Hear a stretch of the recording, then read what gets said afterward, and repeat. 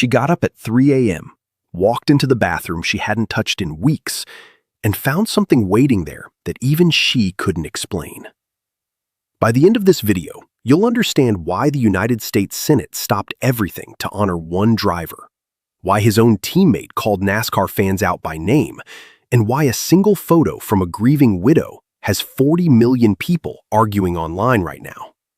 Stay until the end, because the last part of this story is the part nobody saw coming. Before we go further, hit subscribe and turn on notifications.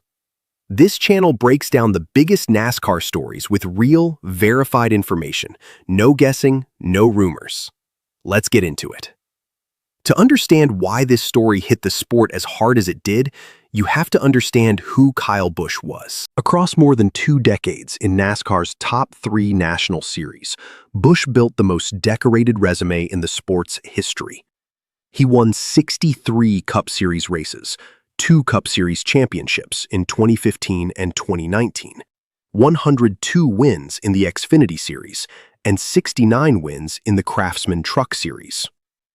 Add it all up, and Busch retired with 234 combined victories across all 3 series, the most of any driver who has ever competed in NASCAR.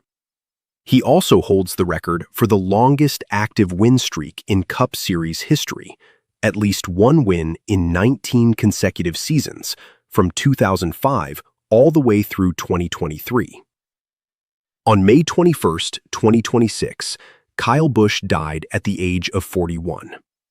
According to his death certificate, the cause was hemorrhagic shock and disseminated intravascular coagulation, brought on by severe bacterial pneumonia that progressed rapidly into sepsis. He had been racing full-time for Richard Childress Racing and was expected at the Coca-Cola 600 just days later. He never made it. He left behind his wife Samantha, his 11-year-old son Brexton, and his 4-year-old daughter Lennox. Now here's where the story goes somewhere very few people expected. In the weeks after Kyle's death, Samantha Busch began sharing quiet, painful updates with fans. Then, in mid-June, she posted something that stopped the NASCAR world in its tracks. She described one of the hardest nights since losing Kyle. Unable to sleep, she got up in the early hours and walked into the bathroom. There, she said, was a rainbow of light stretched across the floor, in a spot she says she had never seen it fall in over 10 years of living in that house. She was upfront that there was likely a simple explanation involving sunlight and a chandelier. But she also said that in a decade in that house, at every hour, in every season, she had never once seen that light appear there before. Then, days later, at the same church where Kyle's memorial had been held, something else happened. A bird got into the building during the service, something Samantha said had never occurred there before. At one point, she said, it flew close to her and looked directly at her before flying off. Later in the service, she said she heard it again, this time near her feet. She wrote that it felt like a reminder that she wasn't alone and that Kyle was still close. You can take that however you want to take it, but knowing what she'd just been through, it's not hard to understand why that story spread the way it did. Now stick with me, because this is where the story shifts from grief to something a lot of fans didn't expect: money, courts, and Washington, D.C. itself. Before we get to the legal side, there's something else worth knowing. Samantha has said that in the hospital, before Kyle passed, she made him a promise to keep pushing their children toward whatever dreams they wanted to chase. For Brexton, that dream is racing. In less than 3 weeks after losing his father, he was back on track, competing at the summer shootout at Charlotte Motor Speedway, where the family held a tribute lap in Kyle's honor. Richard Childress Racing has also confirmed that Kyle's number 8 car will be shelved rather than reassigned, reportedly being kept in reserve for Brexton's future. Samantha has said watching her son race is both painful and beautiful at once, because she catches glimpses of Kyle in him. And for Lennox, now 4 years old, Samantha has shared that mornings at home now include a small ritual where Lennox talks to a photo of her father before starting her day. That's the human side of this story. Now let's talk about the part that's been dominating headlines, the estate. Nearly a month after Kyle's death, court documents were filed in Lincoln County, North Carolina, laying out the legal side of what happens next. Here's what we actually know, verified through the filings themselves. Kyle signed his will back in August 2015 and set up a revocable living trust in 2017. The will directs that his personal property, his vehicles, furniture, clothing, jewelry, and personal effects goes to Samantha. The will originally named a man called Clifton Holmesley as executor. Holmesley is a Mooresville-based attorney with long ties to the Busch family, including a role on the board of the couple's Bundle of Joy Fund, the nonprofit they founded to help families struggling with infertility. But Holmesley formally stepped aside from that role. In his place, John S. Fuller, who previously served as CFO of Kyle Busch Motorsports, has petitioned the court to serve as executor instead. The filings also confirm something that had been the subject of speculation for weeks. There is no wrongful death claim being pursued. One of the documents states plainly that there is no potential claim for wrongful death under North Carolina law. Some outlets tried to spin the estate filing into something scandalous. NASCAR fans largely pushed back on that framing. And looking at the actual documents, there's nothing scandalous here. This is a standard probate filing following the death of a public figure with significant assets. And speaking of assets, let's talk numbers. Because Kyle Busch didn't just win races, he built a business empire. In 2023, Busch sold his truck series operation, Kyle Busch Motorsports, along with its sister company, Rowdy Manufacturing, to Spire Motorsports. The deal included the team's full 77,000 square foot facility in Mooresville.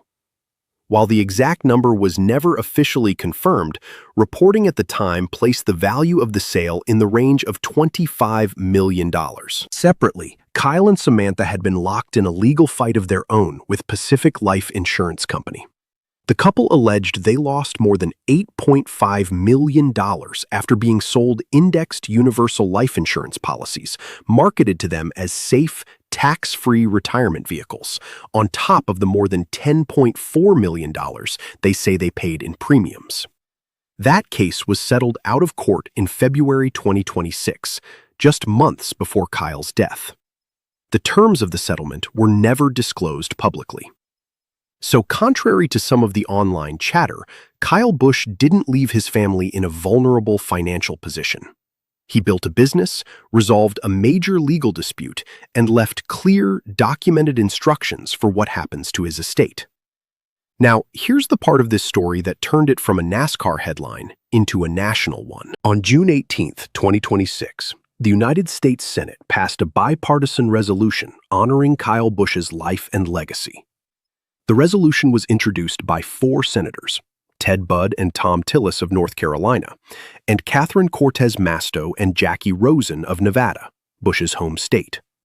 Republicans and Democrats agreeing on something for a NASCAR driver. The resolution laid out his career in detail. 234 combined wins across NASCAR's 3 national series, the most of any driver in history, including his 63 Cup wins, 102 Xfinity wins, and 69 Truck Series wins. It recognized his record-setting 19 consecutive seasons with at least 1 win, the longest streak the sport has ever seen. And it went further than just stats, specifically highlighting his role as a father who mentored his son Brexton into the sport and helped foster the next generation of racers. This wasn't just a NASCAR tribute anymore. This was the floor of the United States Senate, stopping to talk about a kid from Las Vegas who spent years being one of the most polarizing figures in American sports. Which brings us to the part of this story that's still splitting the fan base in half. In the weeks following Kyle's death, tributes poured in from across the sport.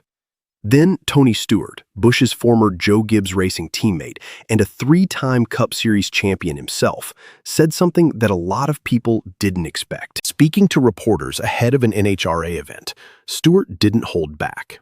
He said what frustrated him most about the reaction to Kyle's death was that people were suddenly eager to talk about what kind of person he really was, after spending years judging him purely on what they saw on television.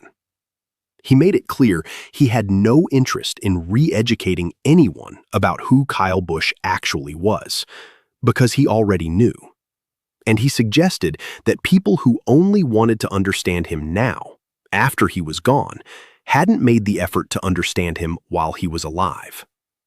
That comment lit up NASCAR message boards and social media for days. Some fans agreed completely, saying Stewart was just saying the quiet part out loud. Others felt it was harsh, pointing out that fans can only judge what they're shown, and that Kyle Busch spent 2 decades cultivating the villain persona that earned him those very boos. Both sides have a point, and that tension, love him or hate him, sums up exactly who Kyle Busch was in this sport.